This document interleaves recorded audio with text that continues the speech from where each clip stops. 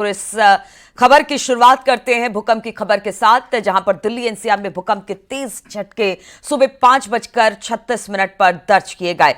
भूकंप की तीव्रता 4 आंकी गई है। घरों से बाहर लोग निकल गए जब भूकंप के झटके महसूस हुए। धौला कुआं के पास भूकंप का केंद्र बताया जा रहा है। जमीन से 5 किलोमीटर नीचे भूकंप का केंद्र है।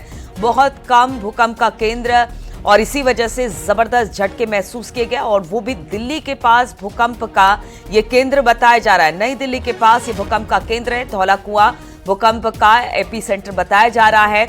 आज सुबह 5:36 पर दिल्ली एनसीआर में जबरदस्त झटके भूकंप के महसूस किए गए। ये तस्वीरें भी हम आपको दिखा रहे हैं किस तरह से भूकंप के झटके महसूस किए गए। लोग तुरंत घरों से बाहर निकले हैं, और सबसे बड़ी बात यह है कि जो भूकंप का एपी सेंटर वो दिल्ली ही बताया जा रहा है, दिल्ली के धौला कुआं इलाके में, और सिर्फ जमीन से 5 किलोमीटर नीचे भूकंप का ये केंद्र बताया जा रहा है।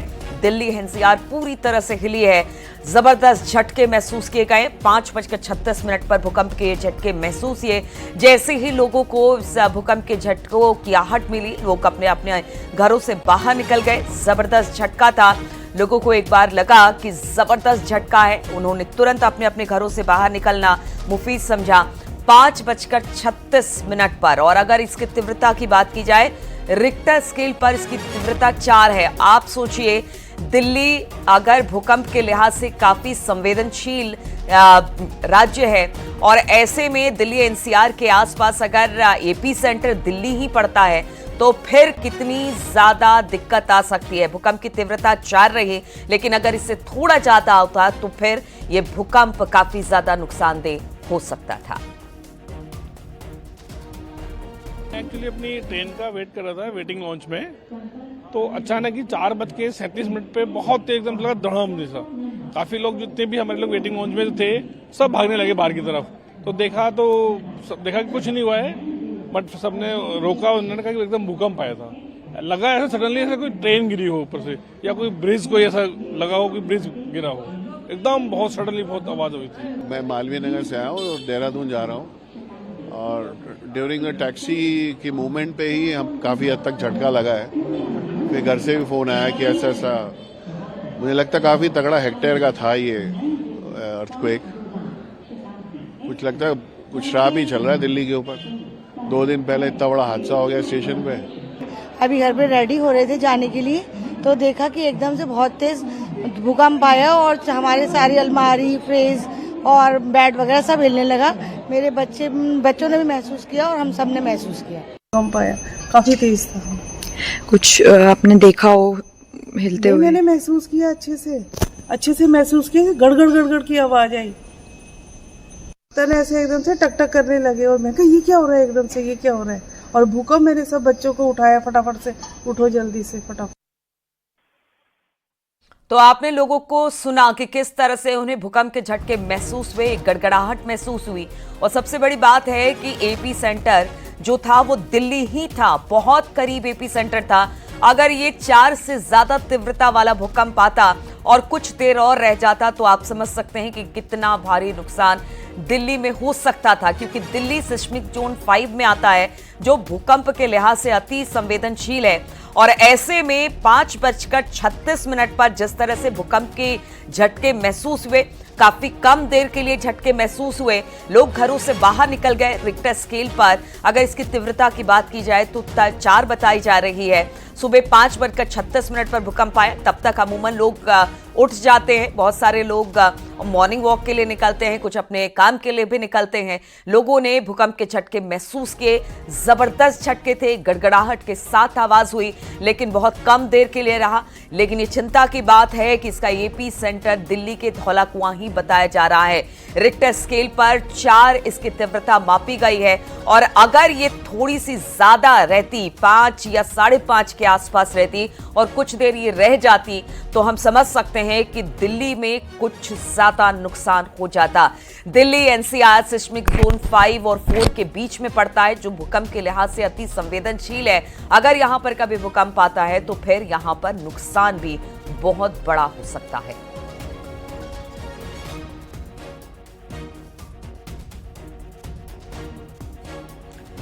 तो भूकंप के झटकों ने दिल्ली के लोगों को हिला दिया। सुबह सुबह जब लोग अपने अपने घरों में उठे थे और अभी सिर्फ उठकर बैठे ही थे कि अचानक उन्हें भूकंप के तेज झटके महसूस हुए।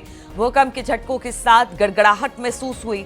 लोग अपने अपने घरों से बाहर निकल गए। लोगों ने महसूस किया, उन्होंने बताया कि किस तरह से उन्होंने भूकंप के झटके महसूस किए।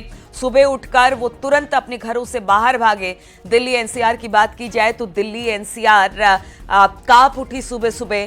तीव्रता भूकंप की 4 बताई जा रही है और सबसे बड़ी बात है कि एपी सेंटर इस बार कहीं दूर नहीं था बल्कि दिल्ली में ही था, नई दिल्ली के धौला कुआं। हालांकि अब जो भी भूगर्भीय जो वैज्ञानिक हैं वो इस पूरे बात की जांच करेंगे कि एपी सेंटर, क्योंकि सिर्फ 5 किलोमीटर, धरती के सिर्फ 5 किलोमीटर था, लेकिन भूकंप की तीव्रता 4 बताई जा रही है और कुछ ही सेकंड के लिए भूकंप महसूस किया गया। अगर ये भूकंप लंबा रहता, इसकी तीव्रता ज्यादा रहती तो फिर दिल्ली में कह सकते हैं कि इसका भारी नुकसान देखने को मिलता। ऐसे भी दिल्ली और उसके आसपास के दिल्ली एनसीआर के इलाके सिस्मिक जोन 4 और 5 के बीच में आते हैं, जो भूकंप के लिहाज से अति संवेदनशील है। अगर कभी यहां पर 5, 5.5, 6 की तीव्रता से भूकंप आया तो भूवैज्ञानिक कहते हैं कि पूरी तरह से दिल्ली तबाह हो जाएगी।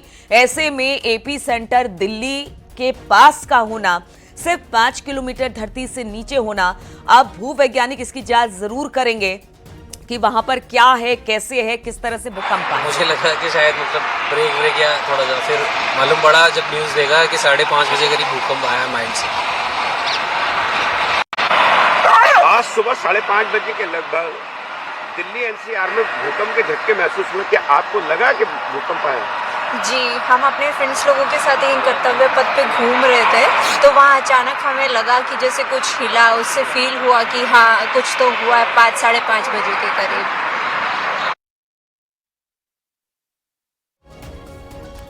तो लोग अपने अपने एक्सपीरियंस को बता रहे हैं। कोई कहीं था, कोई सुबह उठ के मॉर्निंग वॉक जा रहा था, कोई अभी तुरंत उठकर बैठा ही था, कोई अपने काम पर निकला था, कोई फ्लाइट पकड़ने निकला था, और सबने अपने अपने एक्सपीरियंसेस बताए हैं कि किस तरह से भूकंप की तीव्रता उन्हें महसूस हुई, झटके महसूस हुए। कुछ लोग अपनी सेफ्टी के लिए घरों से बाहर भी निकल आए। और अब बढ़ते हैं अगली खबर की ओर। सीएम योगी आज युवा उद्यमियों से संवाद करने वाले हैं। लखनऊ में सीएम आवास पर सुबह 11 बजे संवाद कार्यक्रम का आयोजन होगा। सीएम योगी युवा उद्यमियों को संबोधित भी करेंगे। तो युवा उद्यमियों से संवाद आज मुख्यमंत्री योगी आदित्यनाथ करने वाले हैं। सीएम आवास पर संवाद कार्यक्रम को रखा गया है।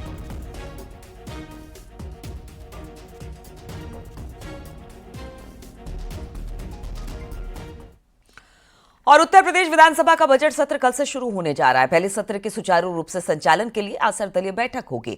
विधानसभा अध्यक्ष सतीश महाना की अध्यक्षता में सुबह 11:30 बजे विधानसभा भवन में कार्य मंत्रणा की बैठक होगी और उसके बाद दोपहर 12:30 बजे विधानसभा सत्र को लेकर सर्वदलीय बैठक होगी।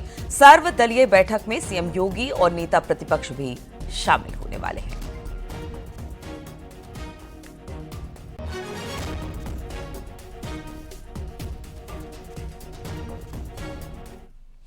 और सीएम योगी ने महाकुंभ को लेकर एक बार फिर से बड़ा बयान दे दिया। उन्होंने कहा कि महाकुंभ से एक ही संदेश, एकता से अखंडता रहेगा देश।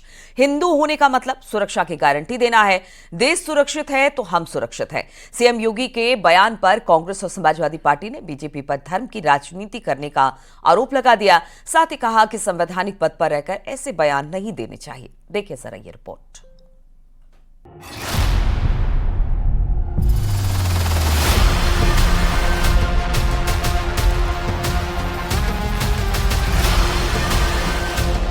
प्रयागराज में सीएम योगी ने महाकुंभ को लेकर बड़ा बयान दिया।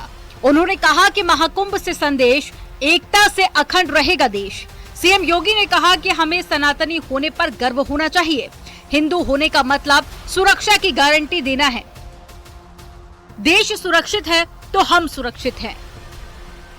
कि महाकुंभ का संदेश या महाकुंभ से संदेश, एकता से ही अखंड रहेगा ये देश, एकता से ही अखंड रहेगा। महाकुंभ का संदेश एकता, हम सबकी एकता इस देश की अखंडता का आधार है। और भारत अखंड है, सुरक्षित है, तो हम भी उसमें सुरक्षित हैं। है तो हम भी उसमें सुरक्षित हैं। हमारे धर्मस्थल सुरक्षित रह जाते हैं, हमारे पर्व और त्योहारों की परंपरा सुरक्षित रह जाती है, हमारे मठ और मंदिर, हमारा धर्म सुरक्षित हो जाता है, हमारी बेटियां, हमारी बहनें सुरक्षित हो जाती हैं। हिंदू होने का मतलब भारत की एकता और अखंडता की गारंटी देना। सीएम योगी के बयान पर विपक्ष का कहना है कि बीजेपी धर्म की राजनीति करती है। महाकुंभ के बहाने बीजेपी अपनी मार्केटिंग में जुटी है। संवैधानिक पद पर रहकर ऐसे बयान नहीं देने चाहिए। लगातार आपकी सरकार सिर्फ और सिर्फ ध्रुवीकरण की पॉलिसी तय करती है। आप संवैधानिक पद पर बैठकर के इस तरह की बातें कर रहे हैं, इससे समझा जा सकता है कि प्रदेश के हालात क्या हैं। आज आपकी सरकार से हर वर्ग परेशान है, लेकिन आप सिर्फ और सिर्फ महाकुंभ की आड़ में जिस तरह से 7,000 करोड़ से ज़्यादा टैक्स पेयर का पैसा पानी की तरीके जो बहाया है, ये भी जनता जवाब जरूर मांगी। कुंभ में श्रद्धालु आ रहे हैं, श्रद्धालु आस्था की डुबकी लगाए और वापस घर तक चले जाएं, उनको असुविधा ना हो। केवल समाजवादी पार्टी इतना ही चाहती है और इतना ही कुंभ पे बोलना चाहती है। भारतीय जनता पार्टी के लिए धर्म, परंपराएं, आस्था सब राजनीति का विषय है। हम समाजवादियों के लिए धर्म, परंपराएं, आस्था वो राजनीति का विषय नहीं है। उन्नाव के बीजेपी सांसद साक्षी महाराज ने विपक्ष पर पलटवार किया। उनका कहना है कि महाकुंभ में जिस तरह से लोगों की भीड़ उमड़ रही है, उससे विपक्ष का बौखलाना स्वाभाविक है। गोता लगा लिया है। 26 तारीख आते आते मुझे लगता है 60 करोड़ का आंकड़ा पूरा होगा। लगता है कि हिंदुस्तान की आधी से ज्यादा आबादी प्रयागराज में है, संगम में है, गोता लगा रही है। तो विपक्ष का बौखलाना, उल जरूर बातें करना और व्यवस्था पर प्रश्न चिन्ह खड़ा करना ये स्वाभाविक है। कुछ दिन पहले अखिलेश यादव ने महाकुंभ में स्नान के आंकड़ों पर तंज कसते हुए 60 करोड़ लोगों के स्नान करने का दावा किया था। 50 करोड़ तो नहीं आए हैं, 60 करोड़ लोग आए हैं। आप भी झूठ मत बोला करो। आप उनकी गिनती कम मत करिए। वीआईपी मूवमेंट बंद नहीं हो रहा। आप उनकी गिनती कम मत करिए। वीआईपी मूवमेंट बंद नहीं हो रहा। गिनती कम कर करके आप उनको भी परेशानी में डाल रहे हो। जो आंकड़ा आएगा वो 60 करोड़ का आंकड़ा आएगा। केंद्रीय मंत्री धर्मेंद्र प्रधान ने संगम नगरी पहुंचकर परिवार के साथ पवित्र स्नान किया। उन्होंने कहा कि वे भाग्यशाली हैं कि उन्हें महाकुंभ में भाग लेने का मौका मिला।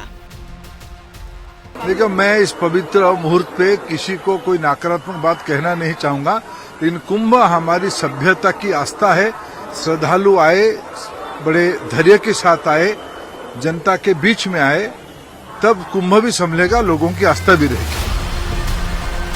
महाकुंभ में अब तक करीब 53 करोड़ लोग त्रिवेणी के पवित्र जल में स्नान कर चुके हैं, जिसे लेकर जहां सीएम योगी आदित्यनाथ ने महाकुंभ के जरिए सनातन और देश की अखंडता का संदेश देने की बात कही, तो वहीं सीएम योगी के बयान पर विपक्ष का वार पलटवार जारी है।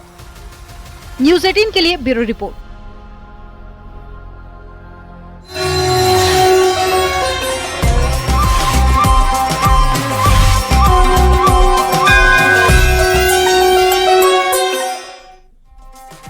तो महाकुंभ में बड़ी संख्या में लोग पहुंचे। जो लोग अपने वाहन या फिर सड़क मार्ग से आने वाले थे, वो आए और स्नान करके निकल गए। लेकिन ट्रेनों से आने वाले श्रद्धालु अब पहुंचना शुरू हुए हैं। दिल्ली में हुए हादसे की वजह से कई ट्रेनें लेट चल रही हैं। पुलिस लगातार व्यवस्था को दुरुस्त रखने में जुटी हुई है। तस्वीरें हम आपको दिखा रहे हैं। देखिए, भारी तादाद में अब ट्रेन से आने वाले लोग पहुंच रहे हैं।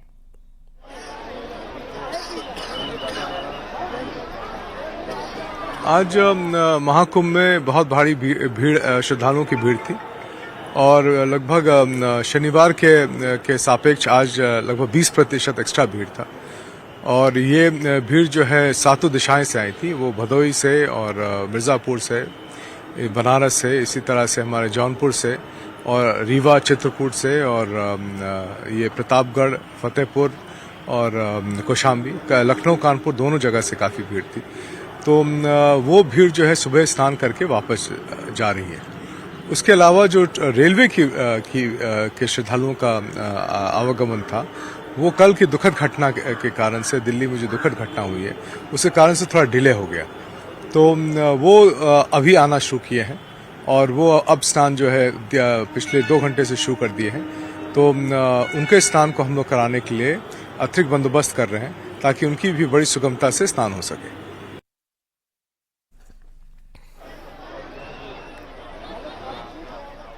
तो व्यवस्था दुरुस्त करने में पुलिस लगातार जुटी हुई है। लोगों की संख्या दिन ब दिन बढ़ती चली जा रही है। जो लोग गाड़ी से आ रहे हैं वो लौट रहे हैं, लेकिन ट्रेनों से आने वाले लोग भारी तादाद में हैं। और जिस तरह से दिल्ली में हादसा हुआ परसों देर रात, उसके बाद से कई ट्रेनें लेट चल रही हैं, जिससे लगातार लोगों का जो हुजूम है वो धीरे धीरे बढ़ता चला जा रहा है।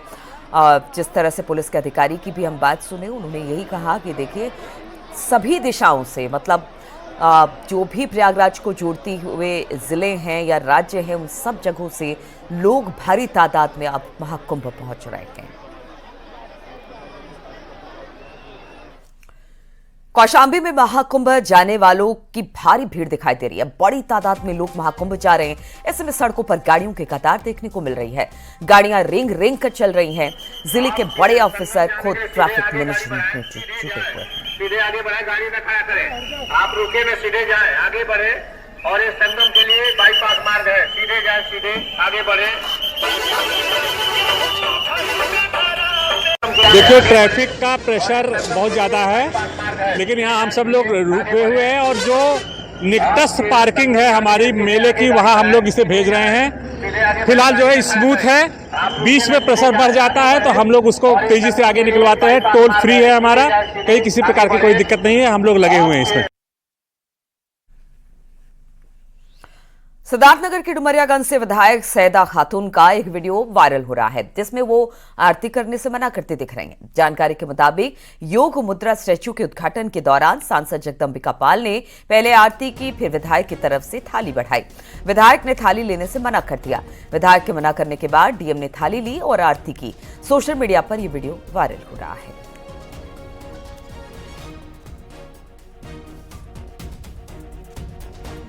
तस्वीरें दिखा रहे हैं, जगदम्बिका पाल वहां पर आरती करते हुए दिखाई दे रहे हैं। उन्होंने वहां की जो स्थानीय विधायक है उनकी तरफ आरती की थाली बढ़ाई, लेकिन उन्होंने लेने से इनकार कर दिया। इसके बाद योग मुद्रा स्टैच्यू का डीएम ने फिर उसकी आरती उतारी और ये वीडियो अब तेजी से वायरल हो रहा है।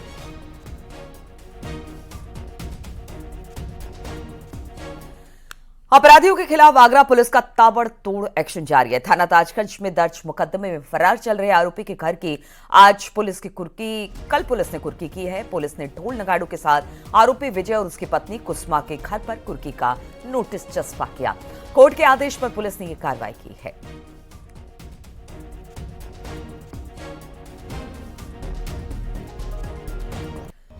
झांसी में जान को जोखिम में डालकर सफर करने का एक वीडियो वायरल हो रहा है। पुलिस ने चेकिंग के दौरान जब एक ऑटो को रोका तो उसमें 2 से 4 सवारी नहीं बल्कि पूरी 19 सवारी ऑटो के अंदर बैठी मिली। पुलिस ने ऑटो को रोककर सवारियों को उतारने के लिए कहा। इसके बाद गिनती एक के बाद एक शुरू हुई तो 19 पर जाकर खत्म हुई।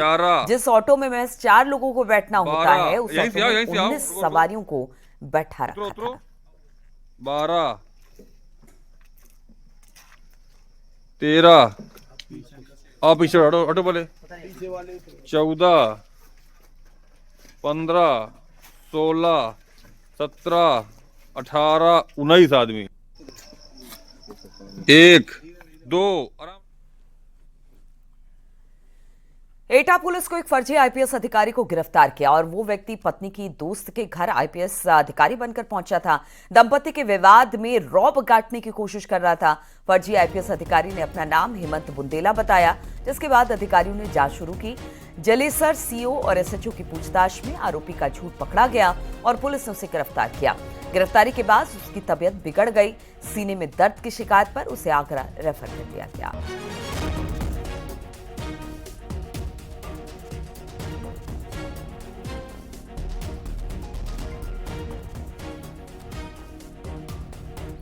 और आगरा में एक ट्रेनी दरोगा पर दबंगई का आरोप लगाया। व्यापारी ने ट्रेनी दरोगा पर धक्का मुक्की और अभद्रता का आरोप लगाया। मामला थाना इत्मादुल क्षेत्र के कोठीनगर का है। पूरी घटना सीसीटीवी में कैद हो गई। अब इस मामले में सभी व्यापारी एकजुट हो गए हैं। उन्होंने अंडर ट्रेनिंग दरोगा के खिलाफ एसीपी को लिखित तहरीर दी है, जिसके बाद पुलिस जांच में जुट गई है।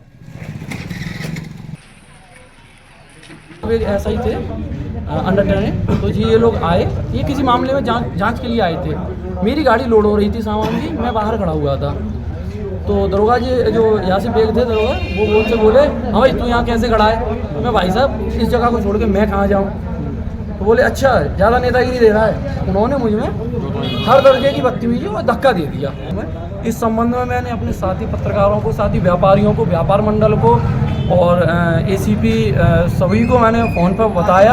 अभी हमने थाने पर आकर के एसएचओ साहब को हमने एप्लीकेशन दे दी है। उन्होंने कहा है कि मैं एसीपी और डीसीपी दोनों को भेजूंगा।